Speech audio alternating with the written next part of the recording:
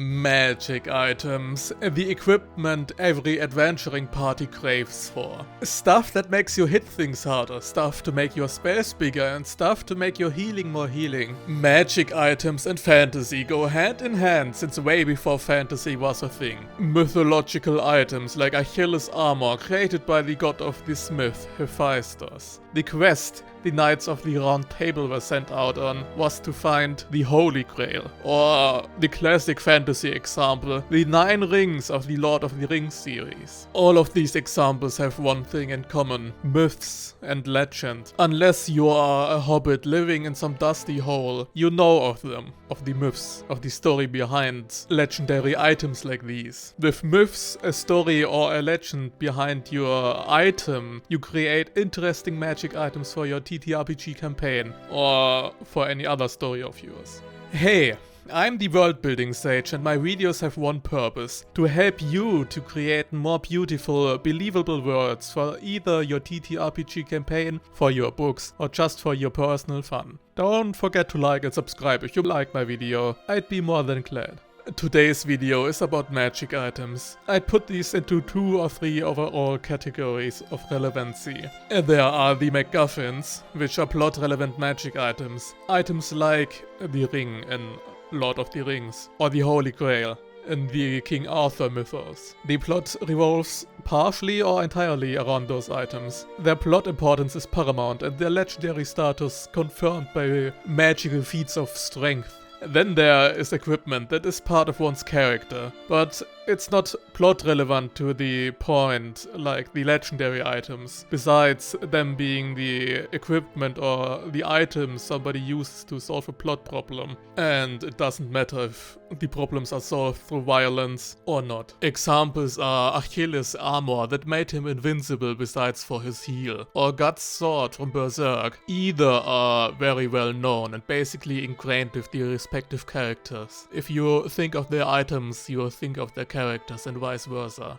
It, of course, doesn't have to be that iconic. A simple magically enhanced weapon might be enough to fit in this category. Lastly, there are the mundane magic items. Items that, depending on the setting, might be an everyday thing. Think of stuff you need in your daily life, but with magic. Or think of stuff that is a problem that can only be solved with magic, which it very well might be in a fantasy world. A magical lighter is one of my favorite examples in that case. Or a magical teapot that heats your water for coffee and tea. Think about the repercussions technically modern items would have on a medieval world, and how items like these might change people's lives. Especially when they are items like a magical refrigerating box that might keep your food cool until consumption. Insane, I know! As a side note, the more prevalent these items are and the more high magic your setting is, the more I'd fuse magic with technology. I don't see why there should be a clear split between magic and technology in a setting where magic is very abundant.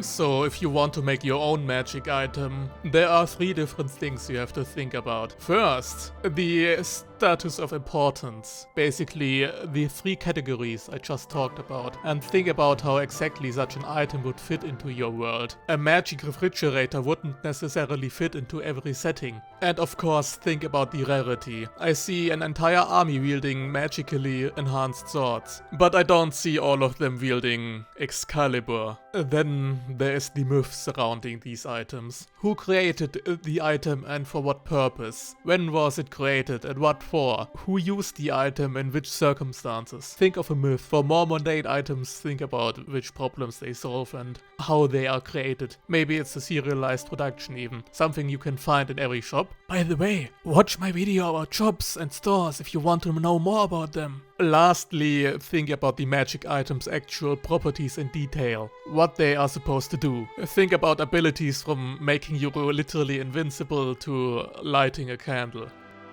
So let's create 2 magic items together. One of those is the Axe of Theodoric, I talked about in my dungeons and campaign creating videos. The axe perfectly covers the first 2 categories. The second item will be a more mundane one. It does save people's lives, or rather their feet. It's a pair of socks that are dry, never smell, and make shoes feel more comfy, making your feet hurt less from long walks. The Axe of Theodoric is the legendary blade that was wielded by one of the heroes of the War of the Giants, by Theodoric. The weapon isn't on the level of the 9 rings or the Holy Grail, of course, but it does have a cultic status and is venerated by those who hold rituals in the hero's name.